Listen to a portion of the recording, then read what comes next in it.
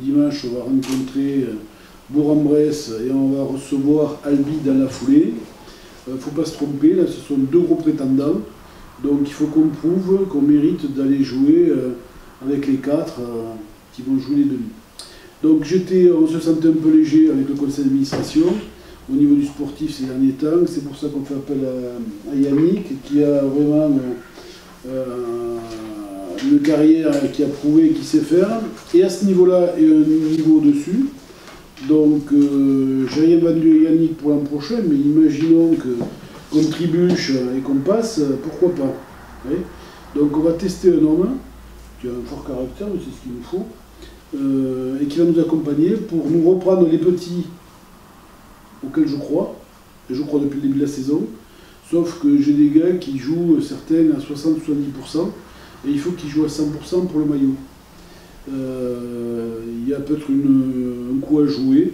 Bon, il ne faut pas qu'on perde cette chance-là. L'an dernier, on n'a pas pu les jouer. Cette année, on peut. C'est comme ça.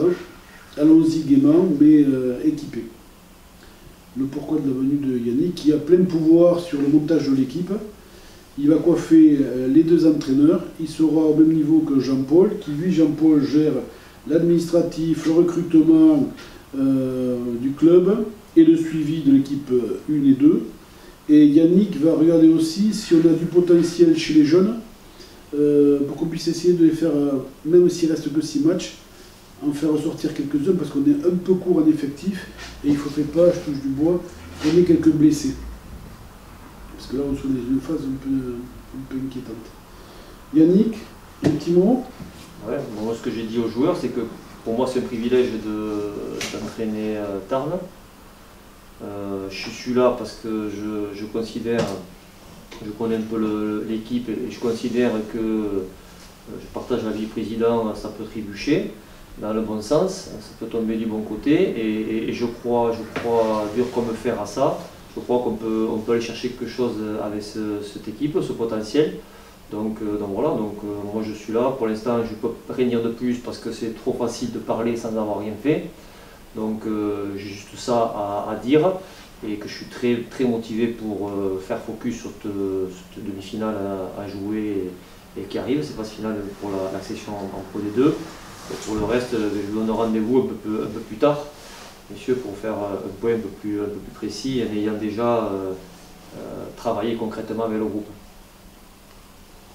Ce que j'ai dit à Yannick et que j'ai répété aux joueurs, mais j'avais déjà répété il y a une quinzaine de jours, c'est qu'on croit tellement aux joueurs qu'on a cette année, qu'on a déjà regardé avec le manager et Philippe,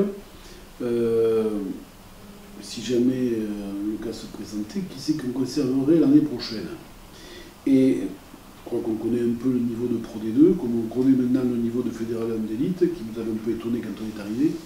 Et on a un potentiel de joueurs, par 2 ou 3 qui seront mettre en B si on monte en Pro D2, mais 2-3 joueurs à part, les gars resteraient en Pro D2 si jamais ils jouent le jeu. J'ai commencé à Rudy, après je suis passé par Lourdes, Pau et Oloron. Et voilà, et puis après en tant qu'entraîneur, j'ai entraîné donc la section paloise de 2003-2008. Après j'ai entraîné Moléon en Fédéral 1. Et puis récemment j'étais avec la Roumanie l'année dernière. J'ai la particularité d'avoir entraîné derrière au début, mais d'avoir aussi entraîné devant. Donc ce qui me permet d'avoir un œil, de pouvoir justement sur le poste de couvrir, de chapeauter un peu des entraîneurs. C'est plus facile pour moi dans la mesure où je connais le jeu d'avant et le jeu de 3 quarts.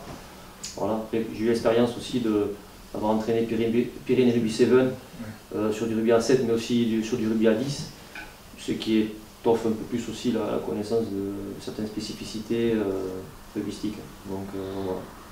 Si je suis ici, là, c'est justement parce que ce que j'ai vu me laisse penser qu'on peut faire quelque chose, on peut croire en un projet.